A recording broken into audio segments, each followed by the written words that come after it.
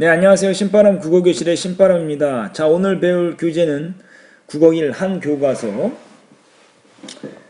제2단원의 첫 번째 소단원 새들도 세상을 뜨는구나 황지우 시인의 시를 배워보는 시간을 갖도록 하겠습니다. 우리 교재 51쪽이고요. 오늘도 열심히 공부해 주시길 부탁드리면서 그럼 바로 수업을 시작하도록 하겠습니다. 자, 새들도 세상을 뜨는구나. 자, 선생님이 시를 분석하는 방법 누누이 설명했었는데요. 다시 한번 설명해 드리도록 하겠습니다. 자, 시를 분석하기 위해서 첫 번째 제목과 그리고 작가의 이름을 유의 깊게 살펴볼 필요가 있다라는 것 기억해 두시면 좋겠습니다. 그리고 두 번째는 뭐라 그랬죠? 상황, 정서, 태도, 상정태를 여러분들이 파악하면 주제가 나온다라는 것을 여러분들이 알 수 있습니다. 제목에는 이야기하려는 대상이 담겨져 있고요. 그 대상에 대해서 시적화자가 어떠한 태도를 가지고 있는가, 어떠한 정서를 가지고 있는가, 어떻게 바라보고 있는가 등을 파악하면 여러분들이 쉽게 주제를 파악해낼 수 있고요. 그 이후에 이제 표현 방법이라든지 그리고 여기 사용된 시어의 의미 이런 것들을 좀 분석해 보면 시를 좀 더 쉽게 분석할 수 있음을 잘 알 수가 있습니다. 그럼 이제 본격적으로 분석을 시작해 보도록 하겠습니다. 자, 새들도 세상을 뜨는구나 라는 제목을 통해서 새들에 대해서 이야기하고 있는 거구나 라는 걸 알 수 있는데요. 그 새를 어떠하게 이야기하고 있는가를 잘 기억해 두셔야 되는 걸 힌트로 말씀드릴 수가 있습니다. 그럼 본문을 분석해 보도록 하죠. 자, 영화가 시작하기 전에 우리는 일제 일어나 애국가를 경청한다.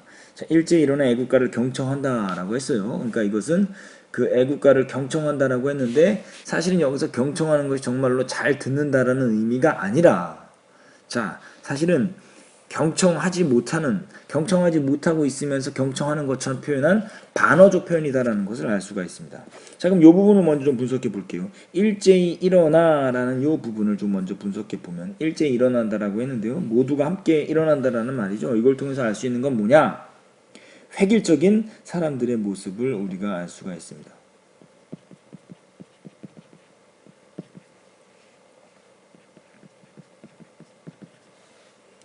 애국가를 경청한다라고 했어요. 애국가를 경청한다라고 했는데 이 애국가를 경청하는 것은 사실은 반어적 표현이다라는 걸 알 수가 있습니다. 이건 뭘 의미하는 겁니까? 강요에 의해서 들을 수밖에 없다라는 거죠.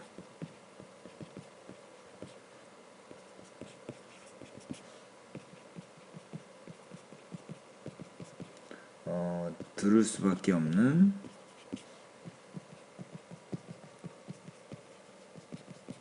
현실을 의미하고 있습니다. 자, 이런 것을 통해서 우리가 알 수 있는 것, 영화가 시작하기 전에 우리라는 대상에 대해서 한번 생각해 봐야 될 텐데요. 우리라는 대상은 결국 어떤 대상이냐? 우리라는 대상은요, 결국은 현실 속에서 강요에 의해서 뭔가를 할 수밖에 없는 존재. 즉, 다시 말하자면 현실의 구속에서 자유롭지 못한 존재다라는 거예요.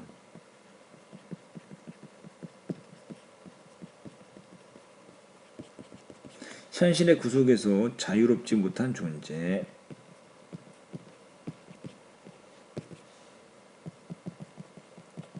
자유롭지 못한 존재다라는 걸 알 수가 있습니다. 자, 삼천리 화려강산의 을숙도에서 일정한 군을 이루며 자, 삼천리 화려강산이라고 그랬죠? 우리나라의 아름다운 모습을 이야기하고 있지만 이것도 사실은 뭡니까? 반어법입니다. 왜요?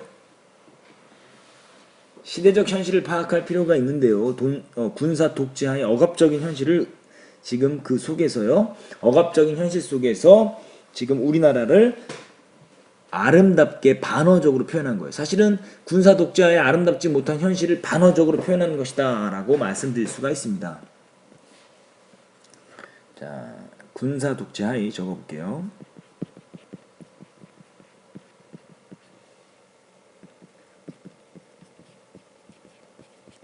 억압적 현실을 반어적으로 아름답다라고 표현하고 있는 거죠. 을숙도에서 일정한 군을 이루며 무리를 이루며 갈대숲을 이륙하는 흰 새떼들 이륙한다라는 거죠. 일정한 무리를 이루고 이륙하는데 어떤 존재요? 이 현실을 떠날 수 있는 존재죠. 그러니까 자유로운 존재예요.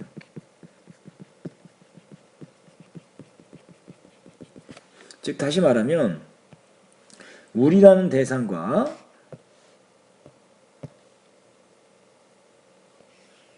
흰 새떼는요, 대조가 되는, 대비가 되는 존재다라는 걸 알 수가 있습니다.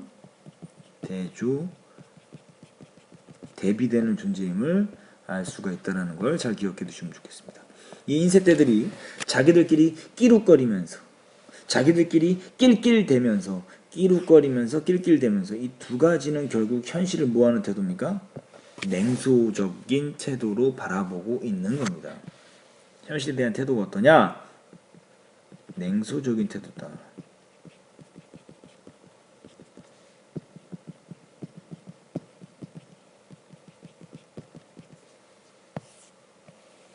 일열, 이열, 삼열 횡대로 자기들의 세상을 이 세상에서 떼어매고 이 세상 밖 어디론가 날아간다. 자, 1열, 2열, 3열 횡대라 그랬죠? 이거는 군사 독재 문화를 의미하는 거죠.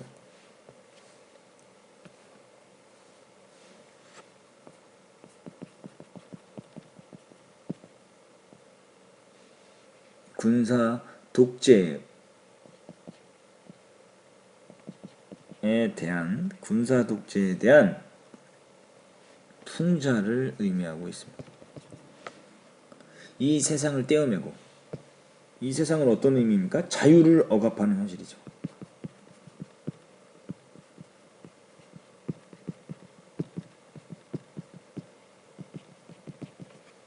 자유를 억압하고 있는 이 세상을 떼어매고 이 세상 밖 어디론가 날아간다. 이 세상 밖이라 그랬어요. 이 세상 밖. 즉 뭡니까? 내가 추구하는 대상 이상향이죠. 그러니까 자유와 이상의 세계를 의미합니다.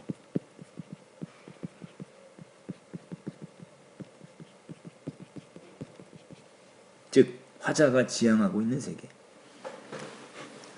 자, 우리도 우리들끼리 낄낄대면서 깔쭉대면서 우리 역시도 지금 현실을 어떻게 바라보고 있는 거예요?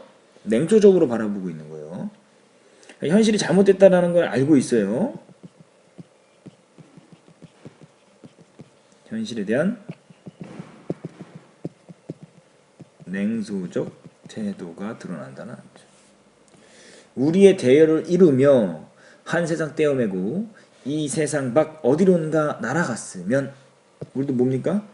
저 새들처럼 이 세상 밖 어디론가 날아갔으면, 즉 어두운 현실을 도피하고 싶은, 극복하고 싶은 화자의 소망이 드러나는 거죠.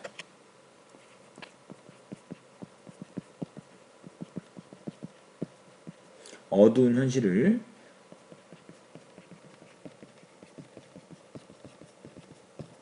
도피하고 싶은 소망이 담겨 있는 겁니다. 날아갔으면 하는데 대한 사람 대한으로, 애국가의 끝구절이죠. 길이 보전하세로 각각 자리에 앉는다. 각각 자리에 앉는다라고 했죠. 비상하고 싶은 마음, 즉 떠나고 싶은 마음이 있는데 결국은 현실을 벗어날 수 없다라는 거죠.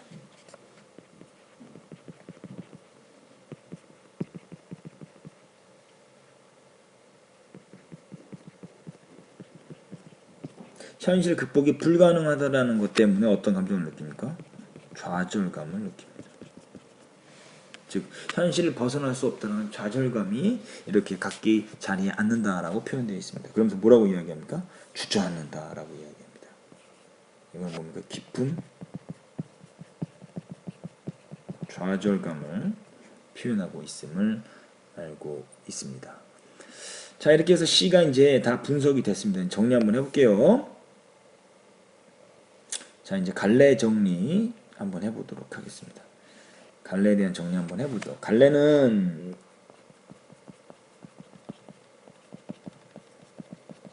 자유시이고요. 서정시입니다. 자, 그리고 주제는 암울한 현실에서 벗어나고 싶은, 암울한 현실에서 벗어나고 싶은 소망과 그럴 수 없기 때문에 오게 되는 좌절감, 이게 주제다라고 말씀드릴 수가 있습니다. 자, 특징을 보시면 첫 번째 특징, 애국가가 나올 때의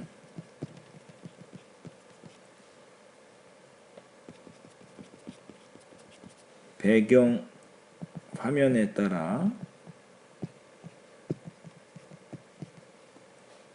시상이 전개된다라는 겁니다. 두 번째, 냉소적인 어조, 뭐 끼룩끼룩, 낄낄, 깔쭉 뭐 이런 것들을 통해서 냉소적인 어조가 드러나고요. 그리고 반어적 표현을 통해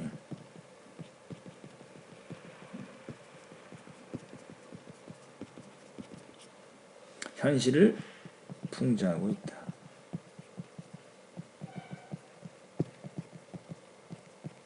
이렇게 정리를 해드릴 수가 있습니다. 그래서 이 시를 이해하기 위해서는 그 1980년대에 그 군사 독재 하에 자유와 그리고 자율이 억압됐던 그 현실을 비판하고 있는 시다라는 것을 알 수가 있습니다. 그래서 시대적 사회적으로 요구되는 가치관인 자유가 차단됐을 때의 그 암울함을 담아내고 있는 시다라는 것을 알 수 있습니다. 이렇게 해서 오늘 새들도 세상을 뜨는구나 라는 작품 정리를 마쳤습니다. 오늘 배운 부분을 여러분들이 반드시 오마이노트로 정리하시고요. 또 관련 문제 선생님이 자료를 준비해 드릴 테니까 꼭 풀어보시길 바랍니다. 자, 오늘도 열심히 공부해 주셔서 감사합니다. 그럼 다음 시간에 다시 만나요. 소년요 야망을 가져라.